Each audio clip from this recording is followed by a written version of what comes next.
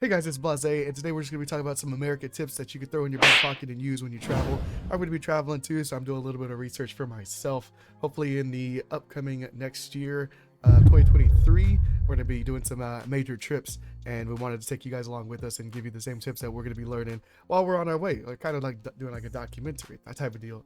Not really, but the cold season's coming up, so you got to be ready for that and make sure everybody's good to go. But anyways, let's go ahead and get into it. So it's a little article right here, top 10 vital tips for safely and smartly traveling abroad. So it's pretty much goes for anybody that's international either way. Even if you're like coming to America or coming to another country from another country, that's all the same. The link's gonna be in the description for the actual people that created the article. Mike McKell and the Dan from Sometimes Home. I was just like glossing over, and it's definitely some good tips that we should definitely take into consideration when we're making these big trips, so that we don't forget it and end up spending like way more money than you initially were planning on to, which could end up ruining the trip for you either way. So the first tip, carry on packing tip. On a trip from Paris 2009, he thought the airline was going to lose his stuff, which typically happens a lot. Actually, I mean, they're moving thousands and thousands and thousands per airline of luggage every single day, you know, so of course they're going to lose some stuff. So make sure you pack everything, try to put it into your backpack. So just make sure you're packing light as well. You don't want to travel too crazily on trips. The more stuff you take, the more stuff you have potentially to lose on that trip. So that would suck.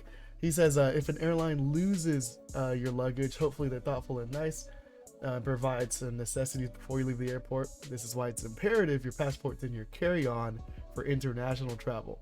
Because if you don't want to check your passport, that would, and then they lose that, and then you can't even get into the country that you were trying to get to. Because like, okay, we'll get you your baggage, we'll ship it to you in like 2 to 3 weeks. You're like, no, I need it for my trip now. So the 2-3 week thing is not gonna work. It's like here, truthfully, it's rare. We don't even travel with carry-on bags these days. Yeah, cabin zero backpacks, but if we do check luggage, we always travel safely. We'll have to check out what these cabin zero backpacks are. Don't forget some snacks and empty reusable water bottles. We love our flat memo bottle. Many airports have a water bottle filling station. I see there's like a lot of like affiliate links, I'm assuming. If you go to the link, click on the affiliate links, it helps them out, I guess. Yep, don't forget your passport and your carry-on. That's what we were just talking about. This is the weird thing that I saw, is like many countries require your passport to be valid for more months beyond your trip. So for example, if an American is traveling to France, your passport must be valid for 6 months beyond your travel order in order to be able to leave the airport in the US. That is crazy. I actually didn't know that. So check the country that you're going to be traveling to ahead of time, and then make sure you plan that out, because they check their laws for the passport usage. You might have to like pre-plan, like super pre-plan. Like that one, the French was 6 months. This one says to convert currency ahead of time, or a good tip I heard was just to make sure that your card that you're using, you know, Discover, MasterCard, Visa, and make sure that they're good in those locations and there's no like currency conversion fee for you, and or make sure like it automatically does the currency conversion for you. And it's like he's always tries to convert some US dollars to the local currency of where he's traveling before he goes. He just goes online to his bank's website and search order currency, and he's prompted to add the country to which he's traveling to. Not too bad. And the Bank of America allows him to ship it to his house or to a nearby bank. That's interesting too. They just allow him to ship the new currency to his actual house. Interesting. Yeah, since we live in an apartment building, he doesn't want to be left by the door. That makes sense. Sorry guys, I'm like a little sick already. There's a small fee for the conversion, including shipping charges, but there's nothing like having local money when I land. I would say like going to like the local shops and stuff. That's definitely the best part of having the local money. Like when you're doing the bartering, and that's like, it's kind of hard to barter when you have to use a credit card or something like that. Like, no, I got cash, local cash right here, boom, boom. Or even better, sometimes the American dollars like are better bartering chip than the local currency in itself anyways. Wi-Fi hack for your phone to save money. You've budgeted for an amazing trip abroad, but still want to stay connected while you travel, but you don't want it to cost you an arm and a leg to do so. So what do? They don't opt in to add an international phone plan.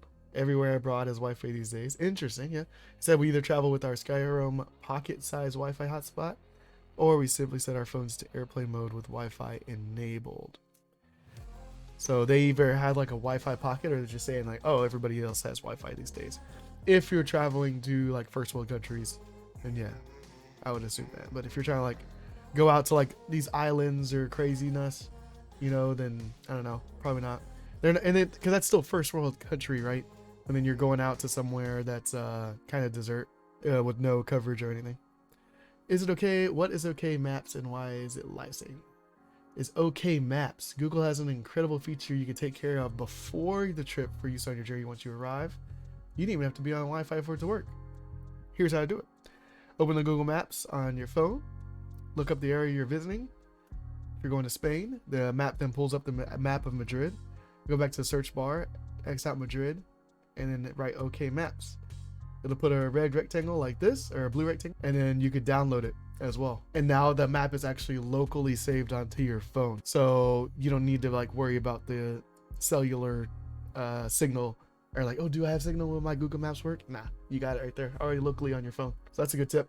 Pack electrical converters. I know this like tripped up a lot of people when I was traveling military wise, because the European plug is different. So using that little converter, you can just get them on Amazon. They're super cheap.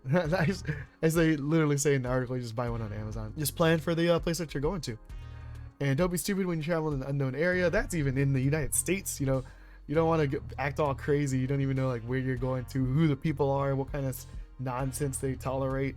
You know, I mean, that's just when you go anywhere, just common courtesy. So pay attention to the world around you and don't bury your head in a map or your phone for long periods of time. Maybe it's the native New Yorker in me talking, but don't be stupid. You become a target. You wouldn't want that for any traveler. Yeah, just keep OPSEC, operational security. Just make sure that you're looking around. Make sure that you're like checking out if anybody's a threat or anything, and also just look around and not be on your phone, like just to enjoy the environment, enjoy the new world that's around you, and actually enjoy the space in general. So that's good tips. Less is more in travel planning and packing. Yeah. So as I said before, I mean, if you're like have to carry on or something, the more stuff you take is the more stuff you could potentially lose, and also you're gonna be bringing a lot of stuff back most likely anyways when you travel. So it's good either way. Just travel less stuff. It packs light. Yeah, less locations is sometimes more, because then the more locations that you pick, it's like you can't even enjoy the time that you're there. Like I did a Disney trip with the family a little while ago, and we hit every single island, but we only got to do like 20 to 25% of each world, you know. But if we had just picked like one world, we could have hit, you know, if we have 4 days to do it, then that's 25% for each day, you know, so we could actually get that whole world done. Granted, we did get to see a lot of the parks and stuff, but it would have also been nice either like a different way of experiencing the whole trip. It's just picking one area and spending all your time there and actually taking it in. Less locations. Always try the local cuisine. You love immersing themselves in local food. It's part of exploring a destination's culture. They make a point to eat at restaurants with local cuisine and always try to do a walking food tour. I see people doing trips and then like they'll just go to an American chain or something. Like you could just get that in America. Why are you going to McDonald's? Why are you going to like just restaurants that are, you know, like, and don't go to a Starbucks when you're in another country. Like what? Go try a local coffee shop or something. Like what? I don't know. Know if you need a visa ahead of time. We have yet to travel anywhere we need a visa, but we learned through other friends' travel stories. A friend was denied entry into India when they arrived for a short vacation because she and her boyfriend hadn't gone through the steps to apply for a visa. Ugh. So you pay all that money, you get to the place that you're going, you plan, you got your passport, you're done already, but then you need the visa. You don't need a visa in a lot of countries. You can simply purchase one upon arrival at your point of entry at airport, but nothing sucks more than being told you need to leave because you didn't do the research ahead of time. Figure out the proper paperwork. So a lot of the stuff is just doing your research ahead of time, making sure that you're good. make sure you pack light.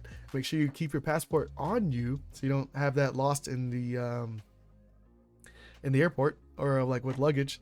And then make sure you do the money conversions. Make sure that you're pre-planning for your trip. And you know, those are like kind of basic things. Make sure you're always looking around. Make sure you have your maps. Make sure you know where you're going, and make sure you know the area that you're going to. Always be vigilant. Anyways, guys, try to keep the video short. If you like the content, please like and subscribe. New channel. And I'll see you in the next one. Peace.